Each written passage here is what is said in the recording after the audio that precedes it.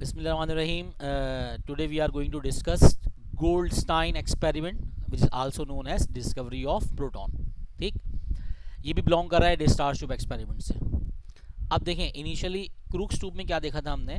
Crooks tube में देखा था कि जब रेडिएशंस को जब प्रेशर रिड्यूस किया गया 0.001 मिलीमीटर ऑफ हाइड्रोगायरम के ऊपर, ठीक है, तो वहाँ पर ग्लास ट्यूब या डिस्चार्ज ट्यूब फिल हो गई थी ग्रीन ब्रिलियंट लाइट से.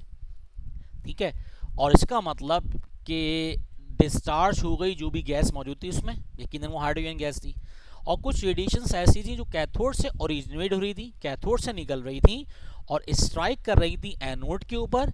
इट मीन्स दैट के जो रेडिएशंस हैं वो कहलाएंगे कैथोड रेडिएशन, और हमने प्रॉपर्टी से स्टडी कर ली थी, तो वो क्या थी, कैथोड रेडिएशन या फिर इलेक्ट्रॉन.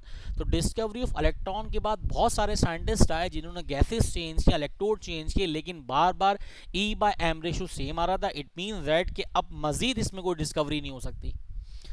अब एक साइंटिस्ट था गोल्डस्टाइन, इसने पता नहीं इसको क्या सूझी या फिर इसके अपनी अकल में किस तरीके से आई, इसने परफोरेटेड कैथोड इस्तेमाल किया. इसने कैथोड में परफोरेशन कर दी, परफोरेटेड कैथोड इस्तेमाल किया. एनोड परफोरेटेड इस्तेमाल करने का कोई मकसद ही नहीं था. वजह सिंपल ये थी, जब कैथोड से रेडिएशन निकल रही है, एनोड पे स्ट्राइक कर रही है और एनोड इटसेल्फ ग्लो कर रहा है, और एनोड में परफोरेशन कर देंगे तो वो रेडिएशन सीधी पास हो जाएंगी. तो एनोड परफोरेटेड इस्तेमाल करने का कोई फायदा नहीं था.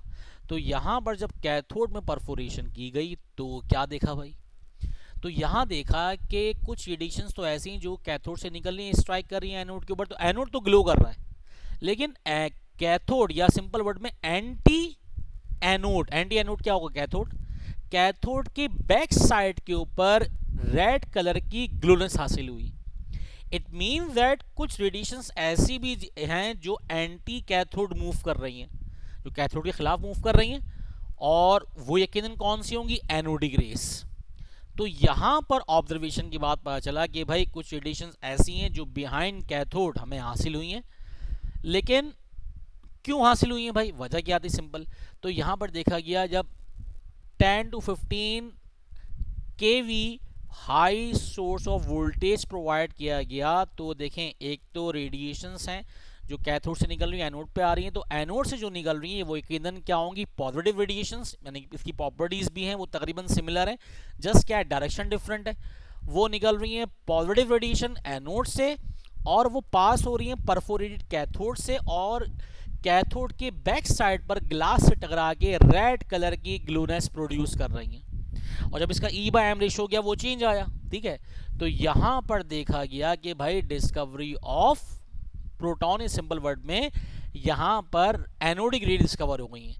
इस रेडिएशन को हम कहते क्या है, एनोड रेस और कैनाल रेस. ठीक है, तो एनोड रेस और कैनाल रेस कहते हैं इसको.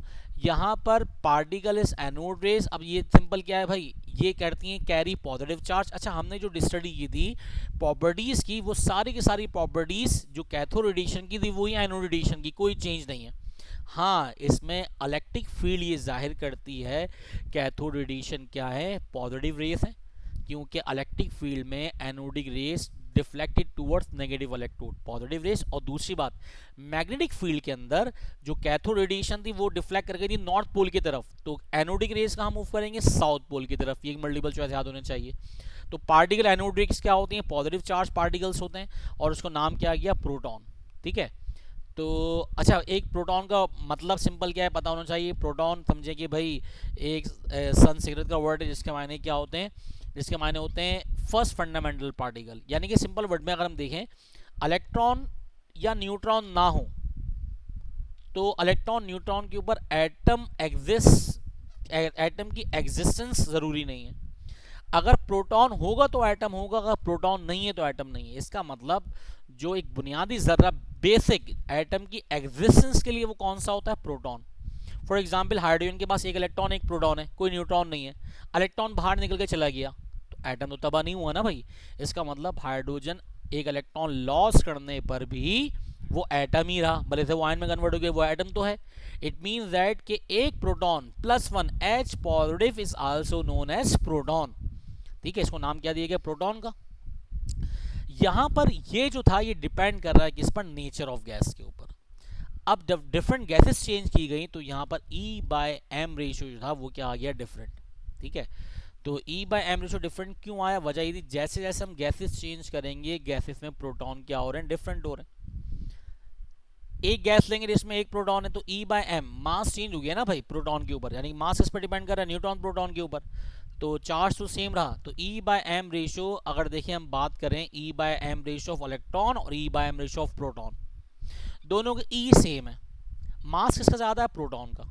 तो E by M ratio of proton is less than as compare to E by M ratio of electron. Important point है ये, प्रोटॉन का E by M ratio less होता है as compare to E by M ratio of electron से। ठीक है, तो यहां पर डिस्कवरी ऑफ इलेक्ट्रॉन पढ़ ली, तो अगर कोई भी सवाल है तो आप लोग मुझसे कर सकते हैं। तो टिल देन अल्लाह हाफिज़।